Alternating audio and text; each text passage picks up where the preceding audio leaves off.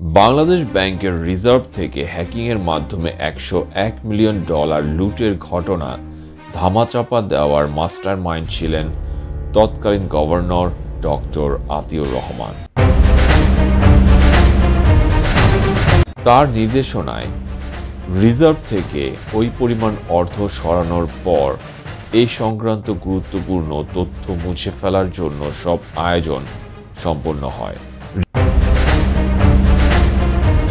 Reserve লুটের বিষয়টি বাংলাদেশ ব্যাংকের কর্মকর্তারা জেনে গেলে বোর্ডরুমে সবাইকে ডেকে সভা করে তাদের মুখ বন্ধ রাখার নির্দেশ দেন ডক্টর রহমান।